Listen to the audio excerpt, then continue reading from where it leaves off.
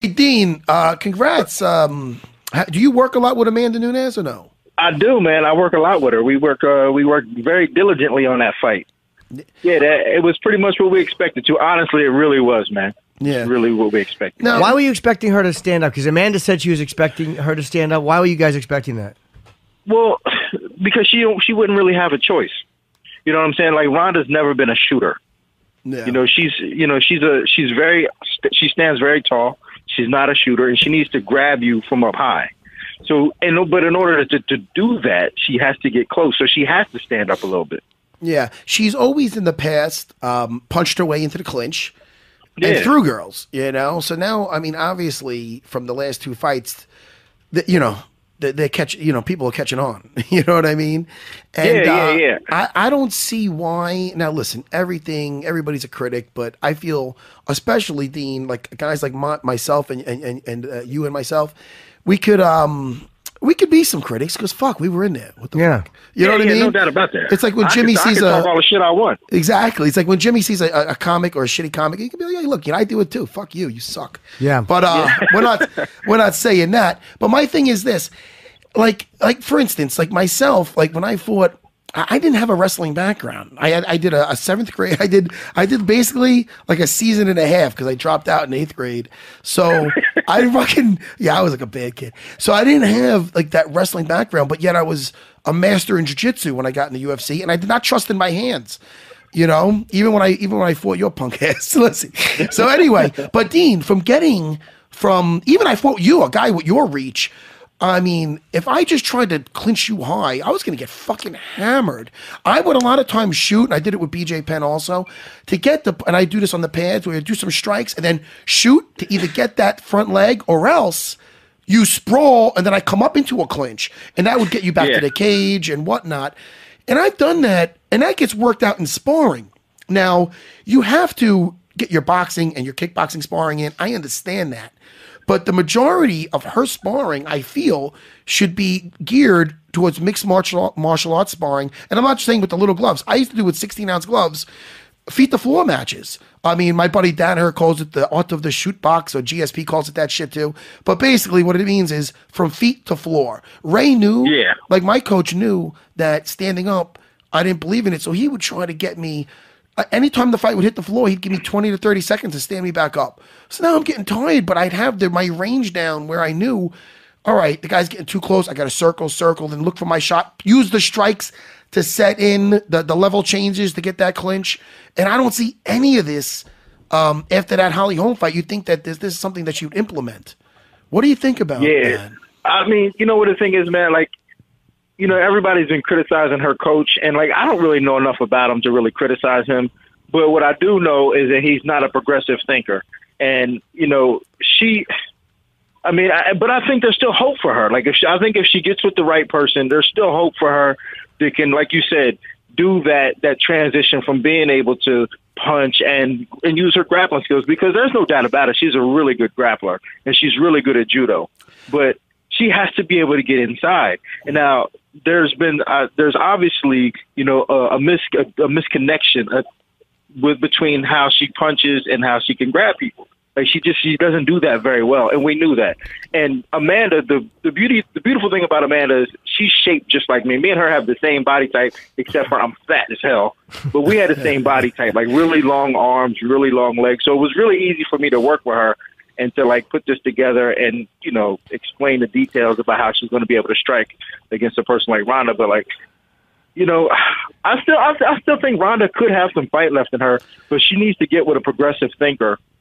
And again, I don't know if this guy's a bad boxing coach or anything like that, but he's not a progressive enough thinker for a person like Ronda. Because I mean, you can't train her to box the way she's boxing and have success with her style. What I'm hearing from what I hear in his corner, it's almost like it feels. And I've met Edwin. I got Edwin. I'm talking about my brother-in-law. I met what's his name? Edmund. Edmund, yeah. And yeah, I met him before, and I get along with the guy. The guy's a nice guy to me, and I think he does care about his. He's emotionally invested too. I don't, I think that he means well, but the thing is this: when I feel he's getting her ready for just a stand-up fight type of thing. Like in other words, it seems like that, right? Yeah, that's what it sounds like to me. Because I remember talking to her, and he would tell me how she's doing with this one and that one, sparring and this and that. And again, it's even with the 16-ounce gloves, man. These little gloves, and you get somebody who hits.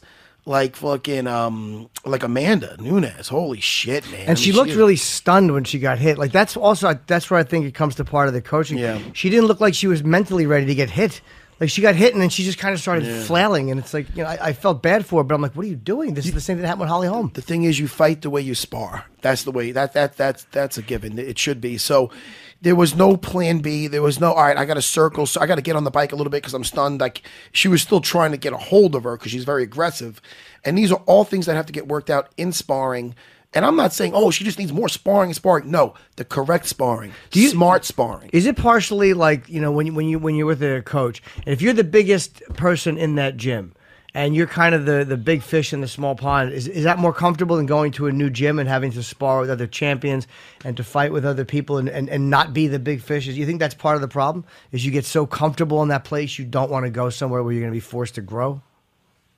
That happens sometimes. I mean, I see it a lot, but for me, I feel like when it comes to sparring, you need different type of sparring, and like it needs to be monitored too. Like you can't just spar with people that are always better than you because it just makes you really defensive, and all you do is learn how to survive. And then you can't spar with just bums that you can beat up on. I mean, you need a good mix of guys, and especially when it comes to a fight, you need to. And like Matt said, you're going to fight the way you train, and you need to bring in people that can mimic what may potentially happen in the fight so that you can get those looks. Because if you never really get those looks, you can't just go into a fight and expect it to happen because you need to it may happen, but you want it to be as reliable as possible. So we did a really good job as far as like when it comes to Amanda's sparring. We did a really good job. Like I played Ronda for the last month, coming in with with trying to do Ronda stance. So I played her and I sparred a lot with her in that sense. But to go back to your question, I don't even remember what the hell your question. What the hell was it? You've been hanging out with me too much, buddy. I know, man. I've been hanging out. We didn't get off that show together. I got this bad ADD hanging out with y'all. I have it too. I had another problem with Ronda not doing any press. There's something about, like, I know that it sucks that you lost the fight, but Anderson Silva did press. Like every great, John Jones does press. All these great fighters do press, and there's something about separating yourself mentally from everyone else, which it puts you in. You again, a championship fight. I know there's a tremendous amount of stake, but you're almost putting yourself in another category. And like, I'm this oracle, and it's like, no, you're just another great fighter, and these great fighters do it, and you should do what they're doing. The champ's doing it. Exactly, they're all doing it, and to me, that puts an additional pressure on you that you don't need. I think that she fucked herself before she walked into the ring. Yeah. But you know what it is, man? I think with that whole press thing is that, like, she was embarrassed. Yeah. I think more than anything else, she was embarrassed because, like, she had did all that press before, and everybody was so high on her, and, like, she had to eat it. Like, when she got knocked out by Holly Holm, after everybody thought she was so great, she was talking about she could beat up guys and she could beat up Floyd Mayweather, then she gets knocked out. She was embarrassed. More than anything, I think the reason why she didn't want to do press this time was, like, she didn't want to have to eat it. Like, she didn't want to have to face the public and go, hey, I'm really confident. I'm going to win this fight, and then get knocked out again. Like, she did not want that. Like, that's embarrassing. Well, that to me is where her fatal flaw was in that. It's almost like, and I can't get, comedy is not like fighting, but if I've had sets where I know I'm going to do poorly, and then I go on stage and the first joke doesn't work, and it's a confirmation of every fear I just had, and I can feel it. The walls close in, I stiffen up, and it's exactly what you thought. You knew this was going to happen. You fucking knew it. And like, you just panic, and you're not yourself, and you're not loose. And you just got to eat it and deal with that early on. She should have dealt with that a year ago. Yeah, Holly was great. She really, that fucking foot in my neck. Oh, she kicked the shit out of me. Immediately handled it. And then then the pressure of all of that would have been off. It would not have been carrying it around for a year like a 1 year pound of cement. That would have been taken care of 9 and 10 months ago. Hey, Jim, and I got to tell you, I know that feeling a little bit that you're talking about with the comedy, because I did the show with Adam Hunter. Shout out to Adam for putting me on again. Yes. So I performed at the Stratosphere on Thursday, before the fight. How'd that go?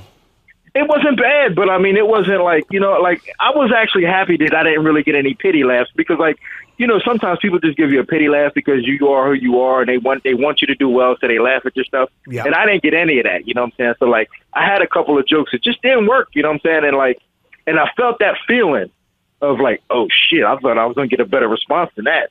And it didn't work, but I kept going along, and I did okay. But like, but I know that feeling now that you're talking about, where it's just the walls come closing in on you, and you're just not doing as good as you wanted to.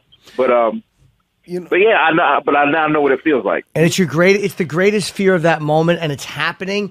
And when it starts happening, and when you put so much on that moment, and it starts happening, a lot of times, some people respond very well to those moments.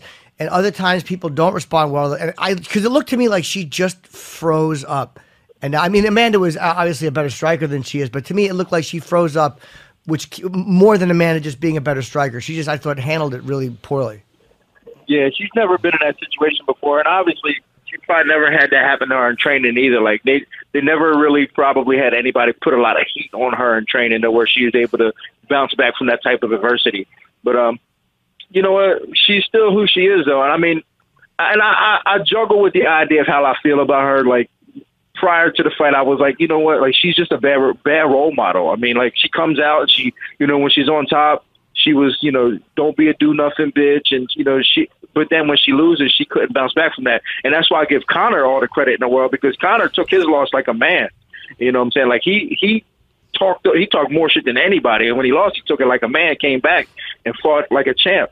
And I like, that's why I have mixed feelings about Ronda, because like when she was on top, she was, the best in the world. And when she lost, she took it bad, and she sent out a bad message saying that like she felt like she was had no value to her life anymore, and that she thought about committing suicide. And I was like, you know what? You're a fighter. We all go through this. We've all been knocked out. I've been knocked out. Matt, you've been knocked out. A lot of guys get knocked out, but but that's not how you respond when you're a fighter. You come back and you go, hey, you know what? This is what I'm made of. I respect my opponent, and I know that's a part of the game. It could happen. And when you say you're going to commit suicide, it's like, how disrespectful to your opponent is that? Did you not think that your opponent was capable of beating you?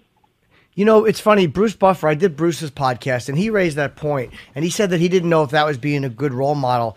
And I looked at it like I didn't necessarily mind her admitting that, simply for the reason it's almost like you're putting this undue pressure on yourself, and you're saying, I am only this, and if I am not a champion, I'm nothing, and that's not rational.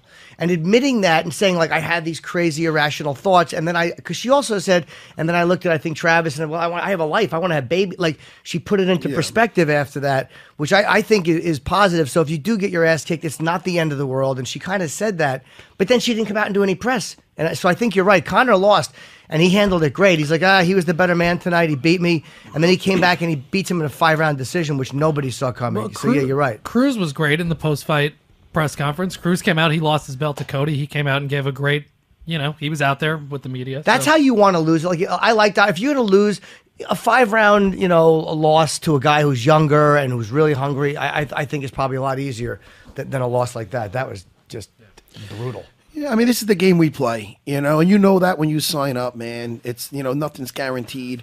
I think she had this thought that she was going to go down as one of the greatest ever. She was going to go down undefeated. And when all of a sudden that loss derails that whole thing, I remember her saying things like, look, I'm not the person that I thought I was going to be. I have to be this person. And it kind of really, I mean, listen, a loss can affect anybody. But when you're living on that certain cloud, when you're thinking you're untouchable, and again, like Dean said, people are talking about her fighting dudes and saying that she could beat Floyd Mayweather and this and that, which I still think she could probably beat him in a street fight. Oh, without a doubt. She got a hold of him. He's wearing a jacket. He bumps into her. He better fucking start stripping. She'll grab him and fucking ippon him on a fucking head. On his fucking head. But I still think Ron is fucking awesome. Yeah. But I feel there's a better way to play to her strengths. And again, man, I remember when I get knocked out by Shoney Carter by a back fist, and it was a biggest joke going, oh, look at this guy. He does no stand-up. He's got a weak-ass chin. He got fucking death touched and this and that. And I could have fucking crawled into a hole, or I could have went back in there. And I went the fuck back in there, Jimmy. But it's not about me now. It's about Dean fucking Thomas.